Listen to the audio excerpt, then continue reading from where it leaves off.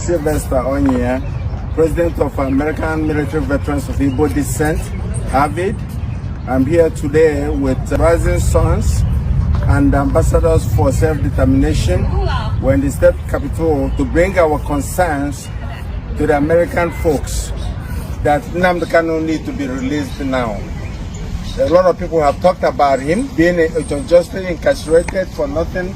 He is not the problem of Nigeria. If anything, he's the solution to solve Nigerian problems. We're asking President Tinubu, just like we asked President Buhari, that got him in the first place, to release him. They have not done anything to anybody. On this note, we are reminding the world about what happened in January 2017, when inauguration of Donald Trump was celebrated in Port Harcourt, and the Nigerian government shot down and killed over 27 young youths of Igbo descent, IPOB young stars, for doing nothing but cheering up the president of their choice. This happened and nobody have been brought to account for that.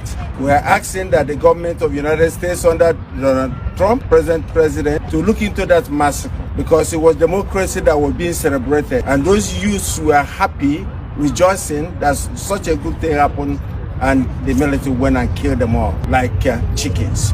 We continue to ask, what is it that you're holding Nnamdi Kanu for? And we believe, as a British citizen, the British government's hand is in it, because Nnamdi was discussing about the atrocities they're doing in Nigeria. They don't want any development in Nigeria. Everything that we are doing is what Nnamdi was preaching on, and everything he have said before have happened today, and it's still happening. The jihadis coming in to work for the British government and to be killing people, the Fulani herdsmen, the terrorists, and that's what they are, killing people, trying to displace indigenous people, trying to take their lands from them, land grabbing. We want the world to look into it, more especially the United States government. For one thing, if nothing is done, once these jihadis get hold of the southeast, the Christians that they're trying to exterminate, they will have hold of the sweet crew. And once that happens, the next thing will be to challenge the United States and even the Britain that is encouraging them to do their bad deeds. So, Father, I've heard that a Nigerian government official, the Inspector General of the DSS, Department of State Services, has said, Nigerians, defend yourselves from the terrorists and the bandits, end quote. So, Father, as a minister of God, do you support self-defense, especially where it may lead to the killing of your assailant? Thank you very much, sir, for the question. And if you don't mind, let me begin by thanking you and your colleagues who have been working with us tirelessly to bring to the awareness of the world the level of injustice that is going on in Nigeria. It's getting too much. And at some point, somebody somewhere has to stand up and say, enough is enough. Now, coming to your question, yes, the Director General of DSS, who in American context, we might equate to the Director of Homeland Security, is a special government official in Nigeria who is privy to top secret intelligence, actually. For him to step forward and publicly told Nigerians, arm and defend yourselves, tells me a couple of things. One, Nigeria is either becoming a failed state or is already a failed state. Why? Because he said that they don't have enough government manpower to defend you. The military, the police, the DSS, that they don't have enough power to defend their citizens. What is the primary responsibility of any government, democratic government? To defend the lives and property of the people. So, for the director of DSS to say, we don't have what it takes to protect you Nigerians, it means that they are incapacitated. Self-defense is a natural phenomenon. If I were to pinch you now, you will blink unconsciously in defense of yourself. So self-defense is a natural phenomenon. But in the context of the DSS, honestly, I wasn't expecting that we shall come to that level. at which the common people are required to arm themselves and defend themselves. But guess what? It has happened. In other words, what it means is you're on your own. If anything happens to you, you have yourself to blame. Now, because self-defense is a natural phenomenon, I have never read about any law, moral law, Christian law, civil law, natural law that is against self-defense. None whatsoever. But you know what? Where you have a good government, you take it for granted that you are protected. And so it's not even a question of whether I support it or not, or whether it is legal or not. And then for the government to say, defend yourself. Now, we are taking self-defense to a higher level. The level of you have to do everything possible to protect your life. Your life is the most precious gift God has given you. Very, very precious. God has given us a precious life to take care of, and we should guard it judiciously. But what is happening in Nigeria is that a group of bandits, terrorists, have taken it upon themselves to be massacring people at will. They carry arms all over the place, unchecked, unhindered. And they are decimating ethnic groups in the name of herders, farmers, clash, rubbish. There is more to it. There is a hidden agenda, and that is ethnic cleansing and religious persecution. That is what has been going on. At this point in time, I will actually go the extra mile to advocate for self-defense, and people should defend themselves. And I'm asking my people, you cannot waste the life, precious life God has given you. You must defend it, because there's no way. It has come to that. If the government tells you to defend yourself, defend yourself. That's what I will tell my people. And then I will ask our brothers and sisters in diaspora, especially here in America, who are from Igbo descent, Igbos here in America and Europe, organize yourselves, raise money, and make sure that your respective communities at home are protected. Have a very working vigilante groups, and make sure that your communities are protected. The time to pretend that everything is okay back home in Nigeria is gone, and may never come back until that country disintegrates. Because honestly, a failed state, the only solution to a failed state is disintegration. To your tents, O Israel.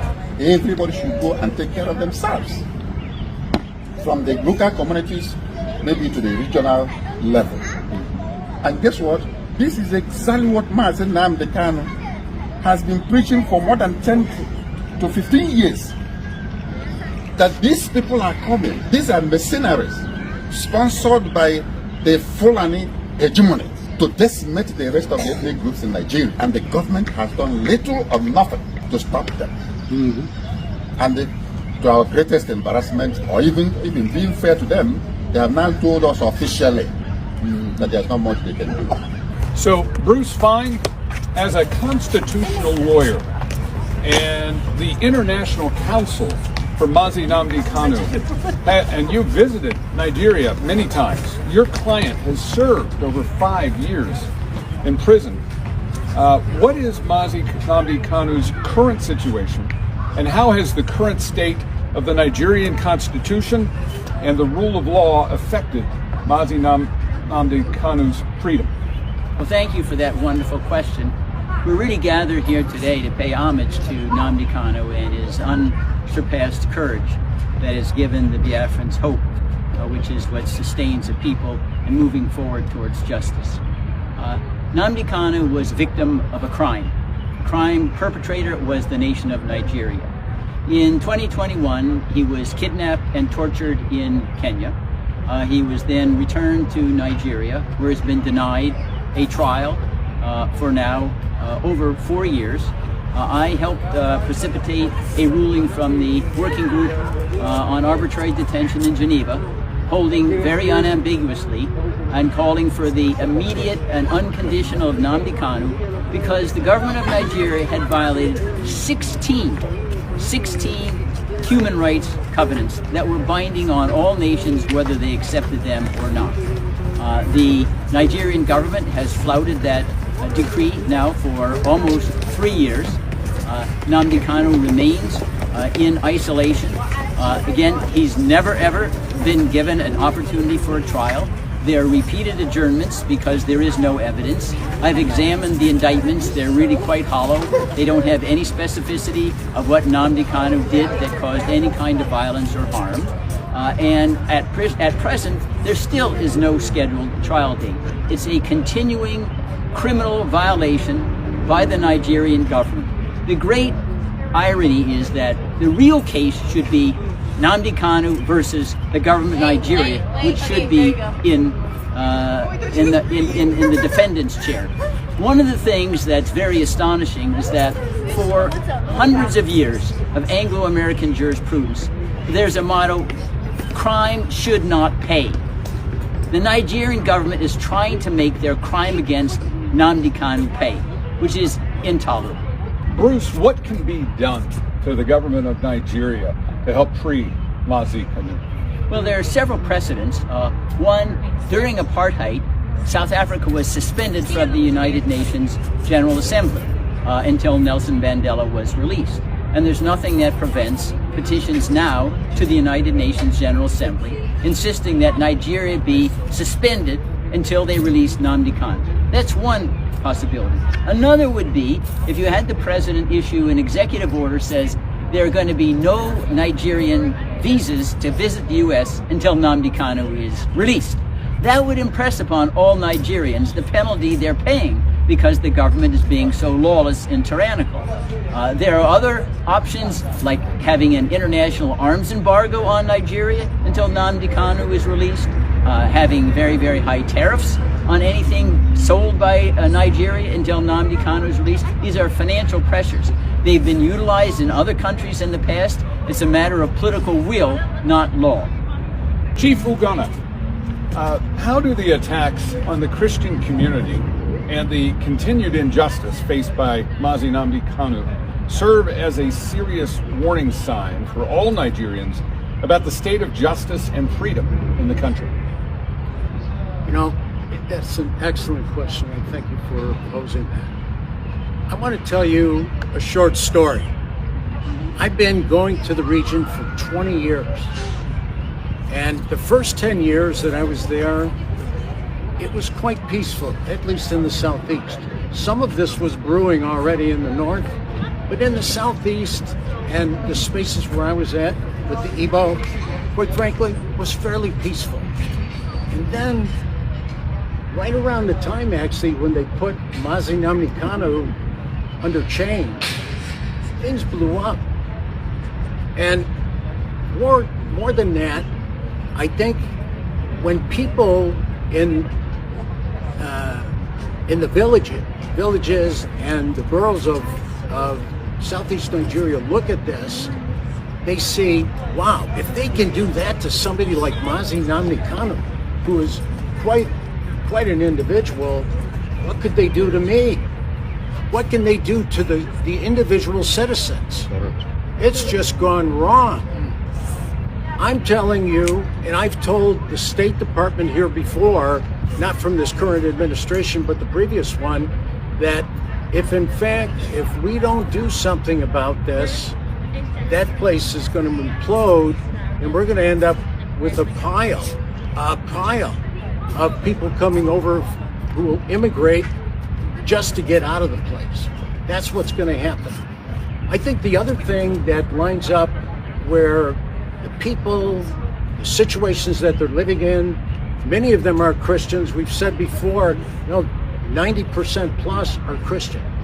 Those who are Christian are experiencing the same kind of attack. There's a group in southeast Nigeria called Inner Society, and they're a data crunching kind of group. And they've also got a very nice legal angle where they triangulate on everything to make sure that what they print is real. And they printed a statistic where they said just recently that for a period of 9 years, there were more than 30,000, mostly Christians, either killed or extremely violated. And even since they printed that, another 9,000 have been added to the list. So you're talking about 40,000 people. When we had our 9/11 here in the U.S., it wasn't anywhere near 40,000. Look at the reaction we had. 40,000 people being killed or violated should draw an unbelievable personal explosion. I think one of the things that people need to do, citizens, whoever is a citizen in Nigeria listening to this broadcast, need to really think this way.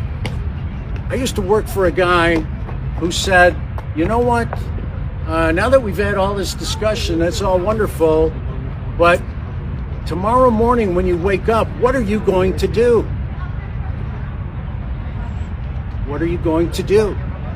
And the point is, you need to be able to answer that question. And for me, it comes down to three things. The first is you need to understand what's going on. What's going on in your village? Who are those strangers out in the bush? Who are they? What are they doing? You need to understand what's happening to you. You can't wait for somebody to tell you. Nobody's going to tell you. When DSS has already said, you know what? You better take care of yourself. You know, actually, I don't know if they really want to give us any good advice, but that's good advice. We need to take care of us. You need to get up and understand what's going on. The second thing you need to do is you need to have a plan. You need to start to think about, what am I going to do tomorrow morning? What's the plan? I need a plan. And the third thing you need to do is take it personal. Now, you might say, what's this white chief? How many white chiefs do you see with a red hat? Not too many. What's he doing? I want to tell you what I'm doing, okay? What's important to me? You know, when it comes to understanding what's going on, we are all about, I spent 20 years understanding what's going on. And some people even pin the label on me, not big A, but big I for Igbo. They said, boy, he knows a lot about the Igbo, that guy. Because I've spent 365 days on ground. And in so doing, I learned what's really critical to the Igbo, to the ethnicity, to the ancestral Igbo. What's important to that person? Why are they the way they are? So I did that. I started to understand by working with the people around, standing here and many others. I've learned all the ins and outs of what's driving, what's the history. What did the British do? How did they fumble the ball so badly when they set this place up? How did that happen? And so I've learned about that. So I know what's going on. The second thing is I've got a plan. One thing I learned from my dad, and God rest his soul, my dad was a Marine Corps staff sergeant. And so you can imagine, as a young boy, I was on the run. My dad, he said, son, you're either going to be part of the problem or you're going to be part of the solution. And you know what? I've chosen, I think wisely, to be part of the solution. Part of the solution is critical. And you know what? You as citizens need to be part of the solution. And you need to come up with it yourself. You know what? Just like DSS, they're not going to tell us what to do. Nobody's going to tell you what to do. You need to figure it out for yourself and then do it. And then the third thing is take it personal.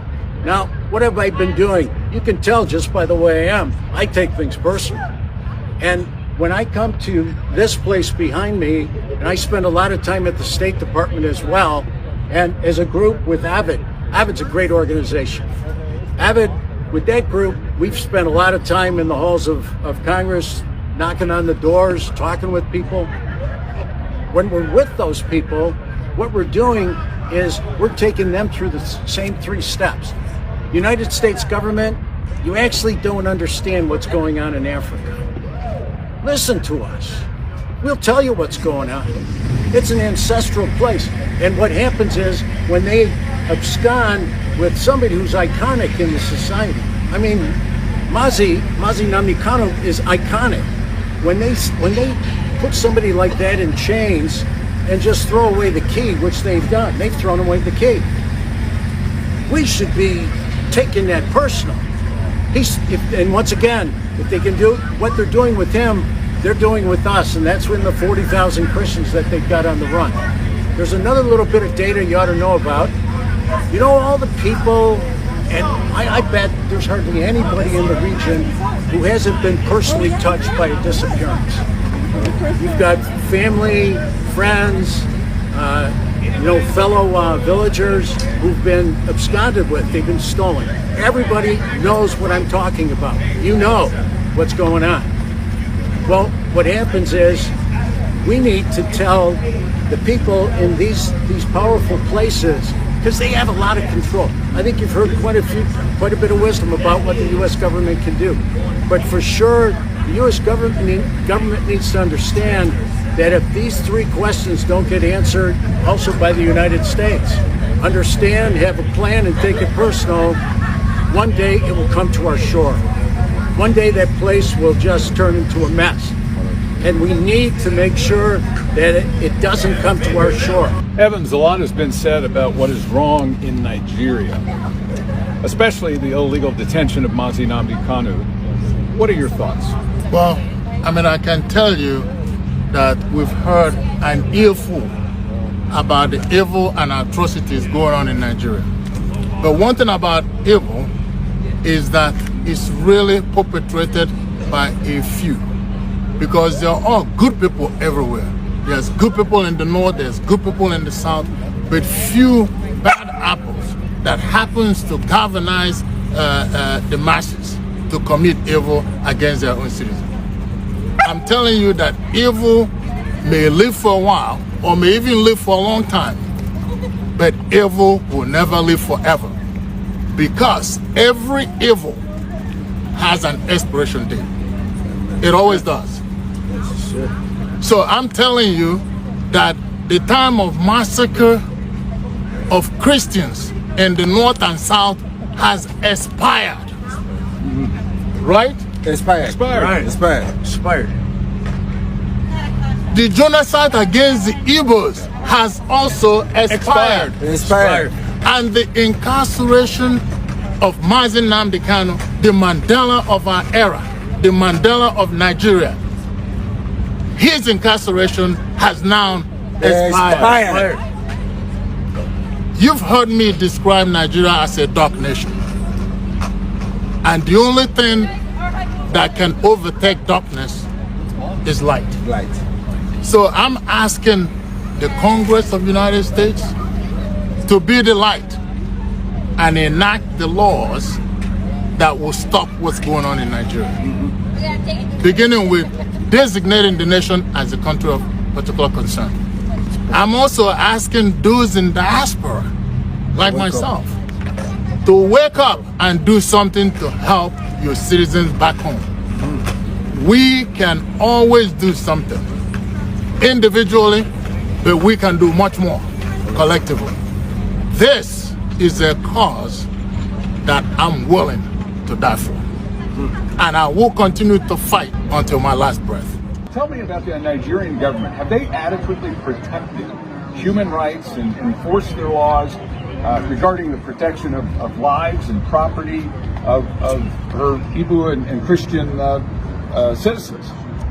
The question of human rights in Nigeria ought to go directly to a few people that I will mention. Yeah. They will talk about that. I'm talking about the person of a young lady called Leah Sharif, that was kidnapped by Boko Haram when she was 15 years old. 15 years old, she was kidnapped.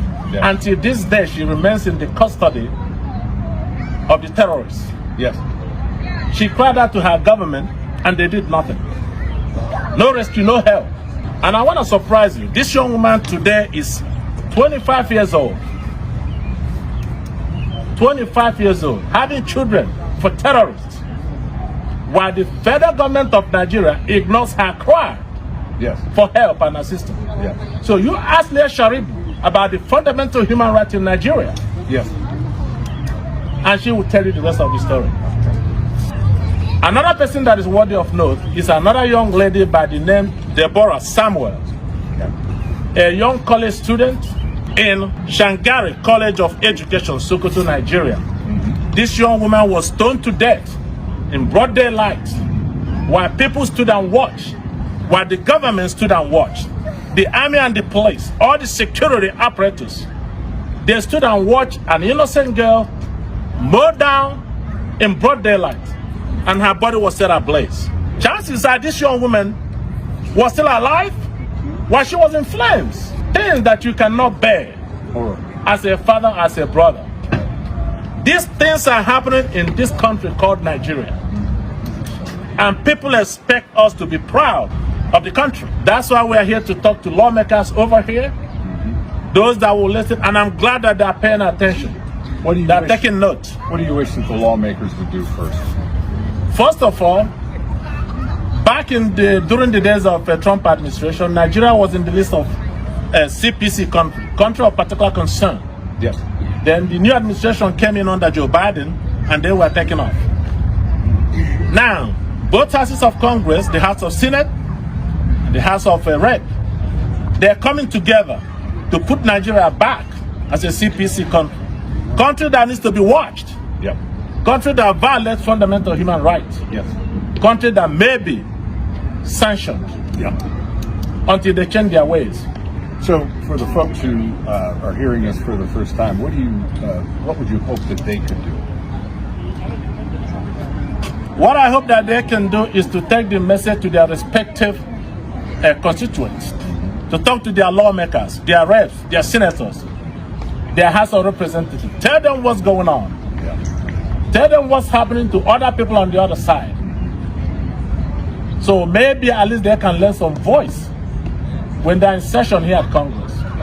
That's why we come here. This country holds the record for beacon of democracy in the world. That's why we're here. That's why we're here. It's simple. One more thing, and the legendary of human rights violation, ought to be referred to a man in the person of Nnamdi Kanu. Nnamdi Kanu's continuous incarceration is the primary reason why we're here. We are here to call for his immediate and unconditional release, as already decided by United Nations back in 2022. For people that do not know Nnamdi Kanu, today he's being referred to as a secessionist. He wants to divide Nigeria. But I want to let you know one thing, how this young man started this whole thing. He did not start this whole thing by calling for Biafra or calling to be separated from the nation. He started in the year of 2012 and 2013 in London, on the streets of London, calling for one Nigeria, for unity, for the government to pay attention to the suffering of the people. The children are suffering. There's no job, unemployment everywhere. Our young people has taken up to criminality. So Nnamdi Kanu saw this and he began to preach, to talk about it. He wasn't calling about secession. He wasn't calling for Biafra.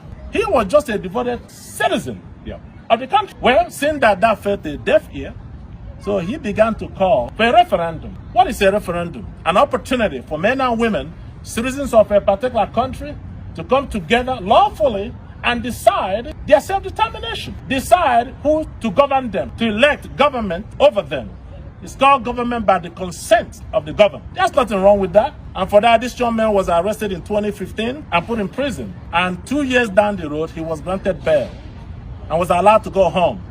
While he was enjoying his bail, preparing to come to court, consistent with the bail conditions, he was invaded by the same government that granted him bail. A combined forces of the military, the Air Force, Navy, all of them invaded his home on a planned assassination attempt. They called it the legendary Python dance. Python should be dancing in the forest, not in a village where there were women, children, and elderly. That's where the Nigerian military came to operate their Python dance. But at the end of the day, when the Python has finished dancing, scores of human beings were left dead. Properties were destroyed. Where's the justice? Where's the government? Where's the right of the people to be protected? And miraculously, Nnamdi Kanu escaped that very assassination attempt. And in 2021, June of 2021, they tracked him down and kidnapped him while he was on official duty in Kenya. As far as we are concerned, there is no democracy in Nigeria.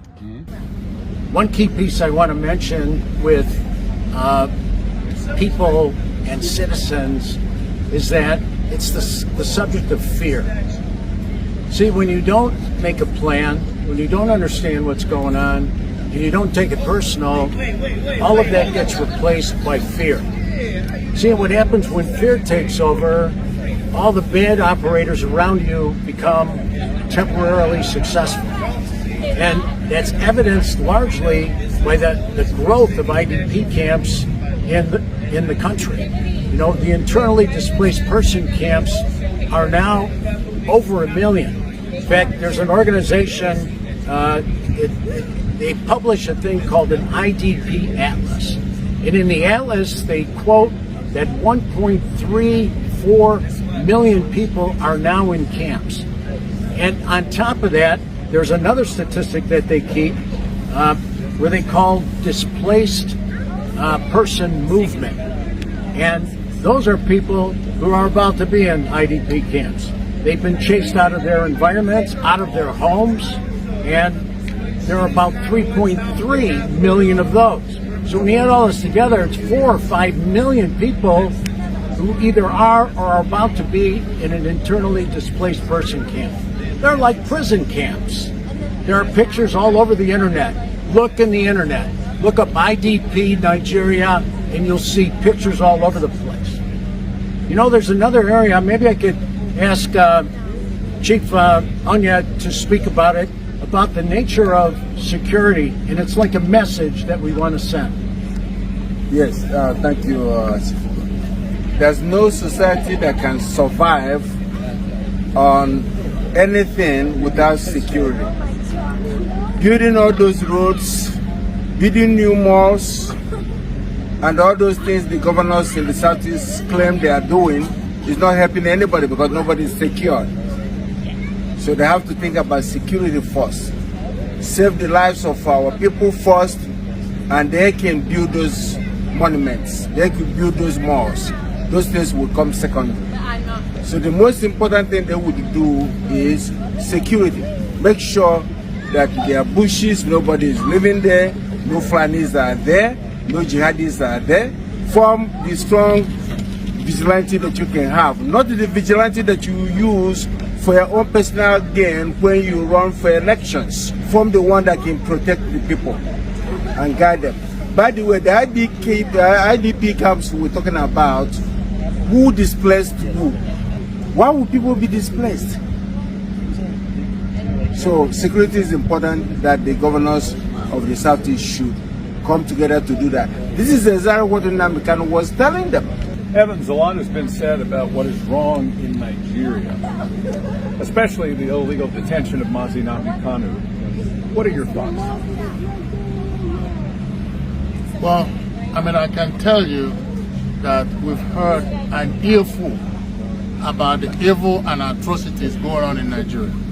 But one thing about evil is that it's really perpetrated by a few, because there are good people everywhere.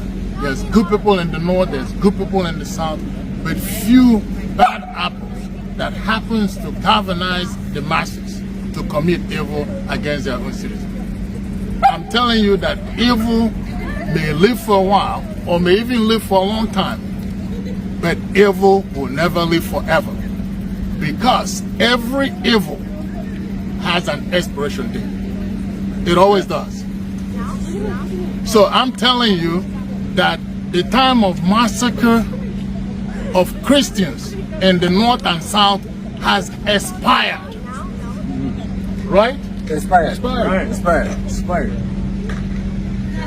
The genocide against the Igbos has also expired.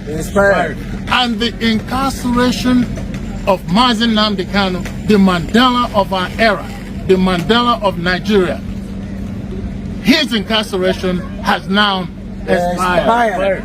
You've heard me describe Nigeria as a dark nation. And the only thing that can overtake darkness is light. Right. So I'm asking the Congress of the United States to be the light and enact the laws that will stop what's going on in Nigeria. Beginning with designating the nation as a country of particular concern. I'm also asking those in diaspora, like myself, to wake up and do something to help your citizens back home. We can always do something individually, but we can do much more collectively. This is a cause that I'm willing to die for. And I will continue to fight until my last breath. So, Father, if you could describe how Mazi Kanu's detention has affected his family and the Igbo citizens who support his cause. I personally see Mazi Nnamdi Kanu, just as many millions of our people have seen today, is the icon of Igbos. Is the flag bearer of Igbo. Is a corporate personality. It's not an individual, because he encapsulates everything that is Igbo. So he is a peace-loving man. Yes, very, very peace-loving man. Represents a peace-loving people. Exactly. As well as any. He has never lifted a machete to attack anybody. He has not picked up a gun to shoot anybody. He was just working on the power of the microphone to warn the people of what is exactly happening today. That's it. So now, he has been incarcerated. He has not seen his family. Remember, once you are incarcerated, you can only see the light of the day, only 1 hour out He's of in the solitary confinement. solitary confinement. Solitary confinement. Which usually drives people insane within a matter of months. Exactly. That's a mental torture. And yet, he is. He has put up with it for almost 4 years now. Wow. And 4 still years. remains unshakable. Yep. Why? Because he is convinced of what he's doing. Yeah. That is right. Resolute in his purpose. Exactly. A raison d'etre, a higher purpose. He is indestructible. Absolutely. Until his purpose is served. You know why? Because whether you believe it or not, there is some divine inspiration that is at work in him. Yeah. If you are an ambassador of truth, it doesn't matter whether you are a Christian, it doesn't matter whether you are a Muslim, it doesn't matter whether you are an atheist. If you are an ambassador of truth, God is with you. And no government, no matter how powerful, ever wants to be on the wrong side of justice. Exactly. And this is so clearly an injustice against such a godly and wonderful man who represents such a godly and wonderful people, if not the largest Christian population in the world. In the world, exactly. Because we're almost 90-something% Christians. You know? So the family is feeling the heat. Yeah. But you know what? They are consoled because their son, their father, their brother is fighting for a just cause. It has taken people years to realize what he's doing. Those of us, my area, like I said, is in social justice.